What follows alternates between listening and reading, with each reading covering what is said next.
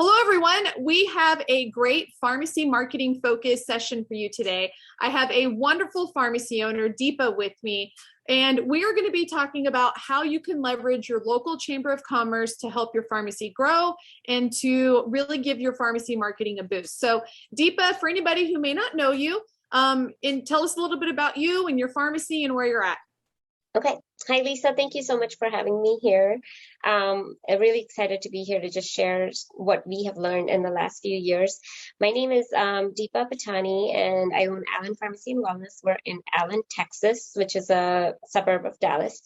And I am just talking about today how we have worked with our local Chamber of Commerce to kind of grow. So this is just our third year being open.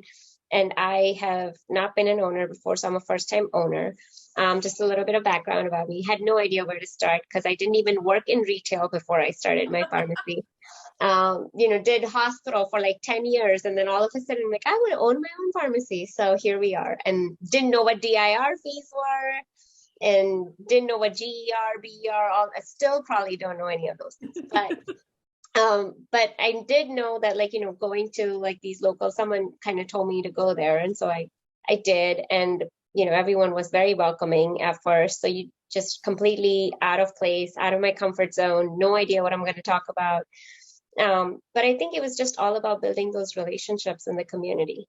So, while the pharmacy was still being built and we were waiting for the big opening, I just did as many one-on-ones as I could with the different business owners in the area. And they pretty much now, 3 years in, they just call me their legal drug dealer. So, and there's only one in Allen. So if you go ask any of the business owners, like, who's the legal drug dealer, then they'll tell you that that's probably Allen Pharmacy and Wellness. And so that's branding right there, people. That's what that's called, is branding. And the tagline is, friends don't let friends go to CVS and Walgreens. I love that. Oh my goodness. I'm going to share that everywhere. I love that. So it just kind of, and, before, like when I used to go, I would be so professional and like trying to, uphold, but I think like it just takes a little bit of like good sense of humor to break a little bit of ice with people. And then, people just see you as another business owner. And that's pretty much what it is, right? Because yeah, you don't want to just be stuck behind like your white coat and like create barriers for people to get to know you. But it was about just, letting them know that, hey, we still have fun and, we have a personality and, we're always having a good time. Like, so whenever, even now when patients come to our pharmacy, they'll just know, they're like, we're about to like approach the pharmacy and we just hear laughs and giggles, like, and so they're like, we like coming here, because everywhere else, like the world's like, I mean, especially now with COVID and everything, it's no one's laughing and talking and joking around and doing those things. So it's just fun to have that kind of an environment where we are just having a good time and people want to be a part of that. And so when we actually had our ribbon cutting, we had the mayor show up, and then we had about 150 people here in the pharmacy. So it was very nice. And the first year that we opened February of 2019. And the first year, pretty much about 80 to 90% of all our patients were chamber members or people that they had referred us. So realtors that are part of the chamber, they know a lot of people that are moving into the area. And so, they would start putting our flyers in those like little folders that they would give to like new residents moving into the area. And this was all like, I don't think I had to pay anything extra for any of these things. They just want to help, just like, and I think ultimately, when you're new, you're just like, well, what do I get out of this? Or, that's kind of like the mindset that we kind of go in with. And I was very uncomfortable. Like, I don't have anything to, like, I don't need to buy financial services. Like, I don't know what I have in common with this person. Like, that's what I would think, And, but then it was just about, well, yeah, well, at least you're taken care of. And that's all that people care about, because in the beginning, like everyone's like, well, we kind of already have a pharmacy. So you're not you think that you're not going to get anything out of that, but it's just about constantly being there and adding value. And even if they don't need it, they may know people who need your services. And it's always about like connecting people with other people. So even if I don't need a financial advisor, I might come across someone who does.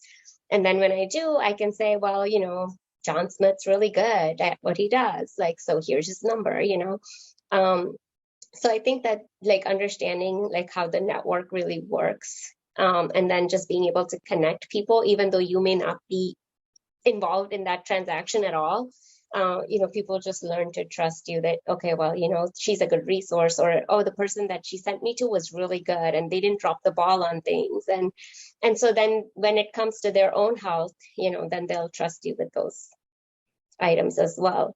So we have a really good resource wall too in the pharmacy where, and not everybody goes on that wall just because they walked into my pharmacy, because as you know, we get so many of those people coming in all the time. They're only people that I've worked with and done business with in the past, or, I'll recommend you twice, but if you drop the ball on my patients or my referrals, you're coming off that, I'm not recommending people to. So, it's just like then, because that creates the credibility, and it works both ways. So when people send us stuff, it works really well. And there was another, nonprofits are a great way because they're part of the chambers. And so, you build good relationships with them and they'll do so much marketing for you. They will. Yeah, you basically reviewed like some of my top rules for marketing, which number one is always be authentic, be yourself. You can only pretend for so long, and then that facade will break down. And then the people that you attracted with your fake facade won't like your real you. Just be you, like just, be quirky, be funny, be, whatever is you, be you. And I love that. And I love that you mentioned being consistent, because building relationships is not an overnight thing. I often relate marketing to like dating.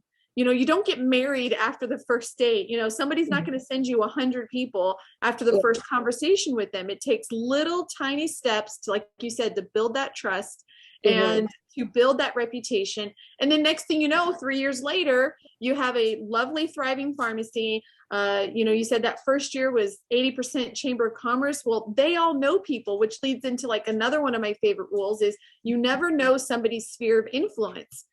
Just because one person can't use your services doesn't mean that they don't have a mother, a father, a sister, a daughter, an aunt, an uncle, whoever else, a neighbor that can. And so I just love that you basically did all those rules, even though you were I didn't know anything about marketing. You had no idea what you were doing. So I think it's just about being authentic. And, I think like when we started a pharmacy, and I think this resonates with a lot of the independent pharmacy owners, like we want to help and we want to be able to do things for our patients that we didn't have the time to do when we were burnt out in retail, like, when we worked, and we've all worked for those big chains before we've decided to do things better. And the reason for why we started our pharmacy. So one of my passions was, not having these meds cost so much for people where they can't afford it, or they're having to cut their pills in half and make them last longer and whatever. But like I said, that was all 10 years ago. And now I'm learning that we don't make any money anyway. So, well, if I'm not going to make money anyways, I rather feel good about being able to help, a female that came because like she was part of this nonprofit and she's trying to get away from an abusive marriage or whatever, and I want to make sure that I can help her instead of like the PBMs taking all my profits, do good. Being able to do good. And honestly, that's what I loved most about owning a pharmacy was the flexibility to do pharmacy how I thought it was best to be done. And sometimes that was different on a different day. Like you said, somebody comes up in front of you, you can choose to help that person, where when you were in corporate, I worked corporate too. You couldn't, you had to abide by those rules. Well, I think you're doing pretty good, Deepa, for getting in there, having no idea what you're doing. You are blazing trails. I know you're getting into functional medicine. You are going to be doing amazing things. I'm so excited. I'm actually, fairly close to Allen. So one of these days I'm going to pop in your pharmacy and see you.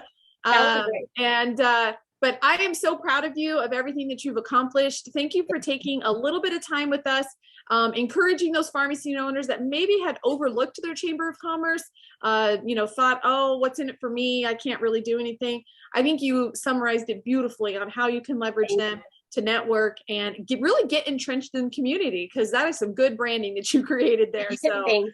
And even if you have multiple pharmacy owners in the same chamber, it's still about those relationships at the end, because we do have like multiple pharmacies in our chamber as well. And if you ever go and talk to the CEO of the chamber, they're supposed to just, share all that information. They're not gonna like tell you, oh, go to only Deepa, because that's not what she's supposed to be doing. But they will say like, oh, here's 3 options, but we love Allen Pharmacy, yes. and that little added touch goes a long way. Goes a long way. Yeah, absolutely. Well, thank you for all of your tips and tricks and sharing of your successes. I know many pharmacy owners listening to this will enjoy it. You're really good. You're all over social media and sharing. So if you haven't followed Deepa, follow Deepa and Allen Pharmacy. Thank you so much for spending a few minutes with me today. Thank you, Lisa.